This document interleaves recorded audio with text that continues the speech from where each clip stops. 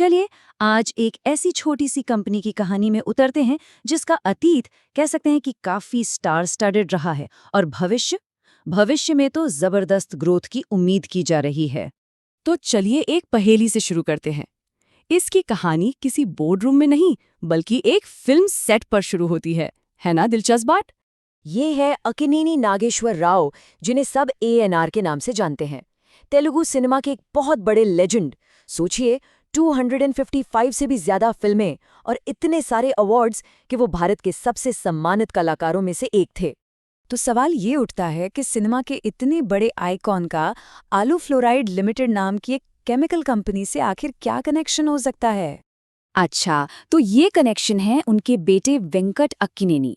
America से MBA करके लौटे और उन्होंने 90s की बिल्कुल शुरुआत में आलू फ्लोराइड ज्वाइन किया। और ये वही समय था, याद है, जब भारत की इकोनॉमी दुनिया के लिए खुल रही थी। चलिए अब थोड़ा कंपनी के काम पर आते हैं, समझते हैं कि आखिर ये कंपनी बनाती क्या है और वो चीज़ इतनी इतनी ज़रूरी क्यों है।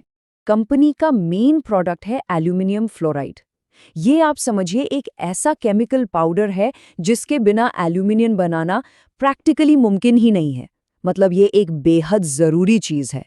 तो एल्यूमिनियम गलाने की जो पूरी प्रक्रिया होती है ना, उसमें इसके 3 बहुत ही कमाल के काम हैं।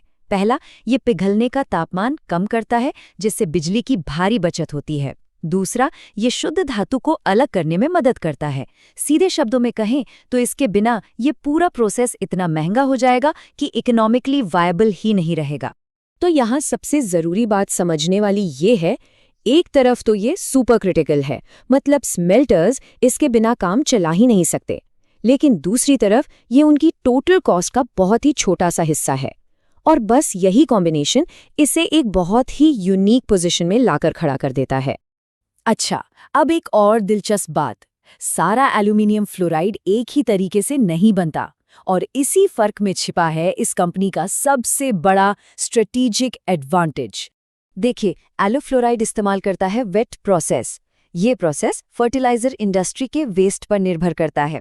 वहीं दूसरी ओर दुनिया के लगभग 80% मैन्युफैक्चरर्स ड्राई प्रोसेस यूज करते हैं, जिसके लिए उन्हें फ्लोरस्पार नाम का एक मिनरल जमीन से खोद कर निकालना पड़ता है। और यहीं से बाकी कॉम्पिटिटर्स के लिए एक बहुत बड़ा रिस्क पैदा होता है।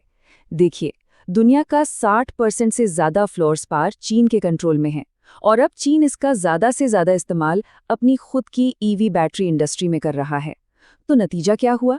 जाहिर है, मार्केट में सप्लाई की भारी कमी हो गई है। लेकिन आलू फ्लोराइड, क्योंकि वो तो एक बिल्कुल ही अलग रॉ मटेरियल इस्तेमाल करते हैं, वो इस बड़े जियोपॉलिटिकल सप्लाई रिस्क से पूरी तरह कह सकते हैं कि इम्यून है, सुरक्षित है। तो कई दशकों तक ये कंपनी एक ही धीमी रफ्तार से चलती रही। ऐसा लगता था जैसे बस चल रही है। लेकिन फिर कुछ ऐसा हुआ जिसने सब कुछ बदल दिया और यहीं से शुरू होती है इसकी असली टर्न अराउंड स्टोरी। अगर हम नंबर्स देखें तो 20 सालों से भी ज्यादा समय तक कंपनी की प्रोडक्शन कैपेसिटी लगभग एक जैसी ही रही। फिर आता है साल 2017 और अचानक ग्रोथ ने जैसे रॉकेट की रफ्तार पकड़ ली। तो ये बदलाव आया कहाँ से? ये आया तीसरी पीढ़ी के साथ। ANR के पोते आदित्य अक्किनेनी 2017 में कंपनी से जुड़े और फिर आगे चलकर CEO बने। और उनके आने से ही कंपनी में एक नई जान, एक नई ऊर्जा आई। अब देखिए, ये नई लीडरशिप सिर्फ वॉल्यूम बढ़ाने पर ही फोकस नहीं कर रही है। नहीं, उनका असली निशाना है कंपनी का सबसे बड़ा खर्चा।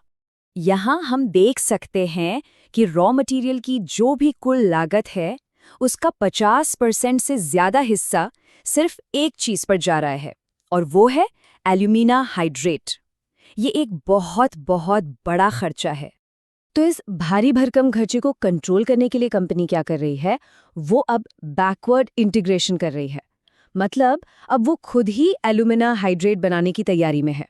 और अंदाजा लगाइए, सिर्फ इस एक प्रोजेक्ट से कंपनी को हर साल 18 से 23 करोड़ रुपए की जबरदस्त बचत हो सकती है। ये बहुत बड़ी रकम है। अब इस नंबर को पर्सपेक्टिव में रखते हैं। पिछले फाइनेंशियल ईयर में कंपनी का कुल मुनाफा कितना था? करीब 22 करोड़। तो सोचिए, ये एक कदम कंपनी के मुनाफे को लगभग डबल कर सकता है। ये गेम चेंजर हो सकता है। तो इन सारी बातों का एक इन्वेस्टर के लिए क्या मतलब है? चलिए अब इसके बुल केस और बेयर केस यानी कि पक्ष और विपक्ष दोनों को फटाफट समझ लेते हैं। तो इन्वेस्टमेंट थीसीज क्या हैं? पहली बात, ग्रोथ के लिए साफ साफ ट्रिगर्स मौजूद हैं। दूसरी, बैलेंस शीट काफी मजबूत है। तीसरी, कैपिटल एफिशिएंसी बहुत अच्छी है। और शायद सबसे जरूरी बात, एक नई और एनर्जेटिक लीडरशिप जो कुछ कर दिखाना चाहती है। लेकिन हाँ, हर कहानी की तरह यहाँ भी कुछ रिस्क हैं। एंटीथीसिस क्या है? देखिए, ये जो नए ग्रोथ प्रोजेक्ट्स हैं, इनका फ्लॉलेसली एग्जीक्यूट होना बहुत ज़रूरी है। और एक और बड़ी बात, कंपनी की बिक्री एक ही बड़े कस्टमर पर बहुत ज़्यादा निर्भर है, जो हमेशा एक कमज़ोरी मानी जाती है। तो कुल मिलाकर एल्यूफ्लोराइड की कहानी असल में एग्जीक्यूशन पर खेला गया एक बड़ा दाम है, और ये हमें एक बड़े सवाल पर लाकर छोड़ देती है। क्या ये नई पीढ़ी 30 साल पुरानी एक सुस्त विरासत को एक मॉडर्न, हाई ग्रोथ स्टोरी में बदल पाएगी?